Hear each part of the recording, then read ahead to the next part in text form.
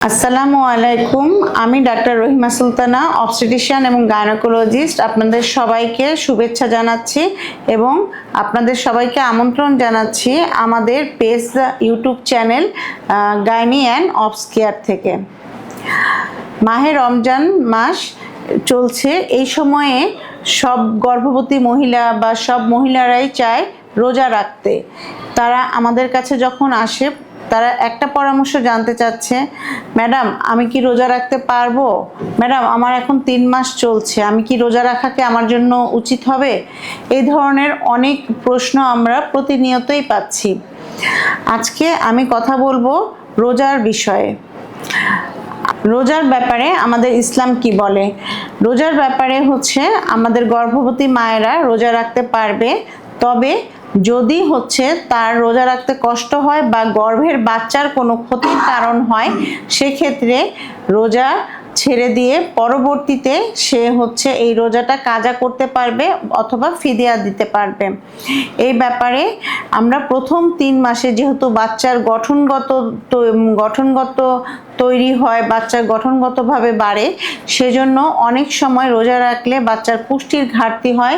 সেজন্য প্রথম 3 মাসে অনেক সময় বমির কারণেও আমরা বলি যে রোজাটা না রাখতে।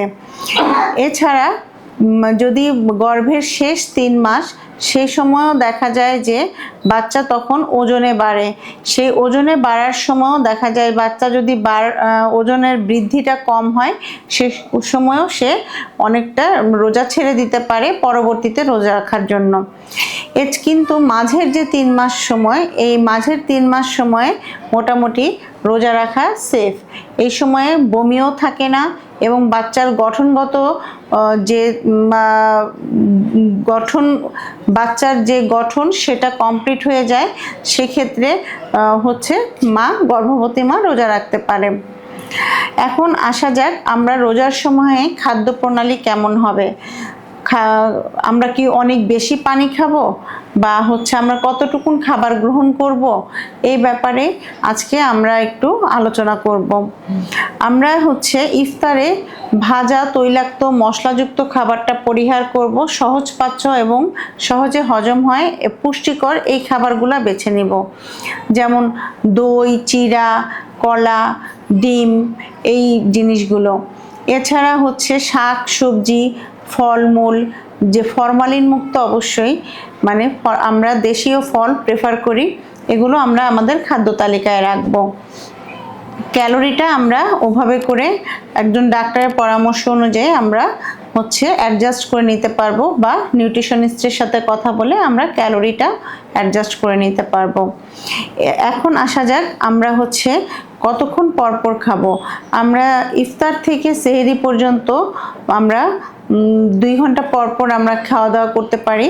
রাতে হচ্ছে সেহরিতেও আমরা সহজপাচ্য খাবারগুলো গ্রহণ করব, কিন্তু যাদের হচ্ছে ডায়াবেটিস বা প্রেশার আছে, প্রেশারের ওষুধগুলো আমরা সন্ধ্যায় ইফতারির সাথে এবং হচ্ছে সেহরির সময় আমরা গ্রহণ করব। এছাড়া যে ভিটামিন বা মিনারেলসগুলো আমরা সাপ্লিমেন্ট হিসাবে দিয়ে থাকি, সেগুলোও আমরা হচ্ছে সন্ধ্যা রাতে ইফতারের সময়, সন্ধ্যা রাতের খাবারের সাথে এবং সেহরির সাথে আমরা অ্যাডজাস্ট করে দিব। সেভাবেই হচ্ছে গিয়ে একজন গর্ভবতী মা তাদের সাপ্লিমেন্টগুলো নিয়ে থাকবেন। এছাড়া আসা যাক পানির ক্ষেত্রে। পানি কি অনেকে ভ্রান্ত ধারণা, আমি অনেক বেশি পরিমাণ পানি খাবো তাহলে সারাদিন হচ্ছে পিপাসা লাগবে না, এই সময় তাহলে হচ্ছে আমরা চলতে পারবো। আসলে ব্যাপারটা এমন না। আমরা যদি হচ্ছে গিয়ে পানি খাই, সেই পানিটা এমন না যে আমাদের সারা দিনের পানিটা শরীরে ধরে রাখবে। কিডনি কিন্তু তার কাজ করেই যায় এবং হচ্ছে এই পানিটাকে হচ্ছে অতিরিক্ত পানিটা প্রস্রাবে পরিণত হয়ে সেটা কিন্তু আমার 1-1.5 ঘন্টা পরে আস্তে আস্তে বের হয়ে যাবে প্রস্রাব হয়ে। সেক্ষেত্রে অতিরিক্ত পানি খাওয়ার কোনো যুক্তিযুক্ততা নাই। কিন্তু আমরা যেটা করব, লবণাক্ত খাবার আমরা পরিহার করব। আমরা যদি লবণাক্ত খাবার খাই, সেক্ষেত্রে সোডিয়াম কি করবে, সেই পানিটা শরীরে ধরে রাখবে এবং হচ্ছে পিপাসার পরিমাণও বাড়িয়ে দিবে। এজন্য আমরা লবণাক্ত খাবারগুলো একটু আমরা আমাদের খাদ্য তালিকা থেকে পরিহার করব। এবং যারা হচ্ছে শিশুর যে গ্রোথ আছে ঠিকমতো আল্ট্রাসোনোগ্রাফির মাধ্যমে বা মার ওজন ঠিকমতো বাড়ছে কিনা, এভাবে আমরা একটু চেক আপে যাব। চেক আপ করে আমরা দেখব যদি সব ঠিক আছে তাহলে হচ্ছে আমরা রোজাটা কন্টিনিউ করতে পারবো। ধন্যবাদ সবাইকে। এতক্ষণ আমাদের গাইনিয়ান অবস কেয়ার ইউটিউব চ্যানেলের সাথে থাকার জন্য ধন্যবাদ। আপনারা আমার গাইনিয়ান অবস কেয়ার চ্যানেলটা সাবস্ক্রাইব করবেন এবং আমাদেরকে একটা লাইক দিয়ে রাখবেন। এর পরবর্তী ভিডিওগুলো তাহলে আপনার কাছে খুব সহজেই চলে যাবে।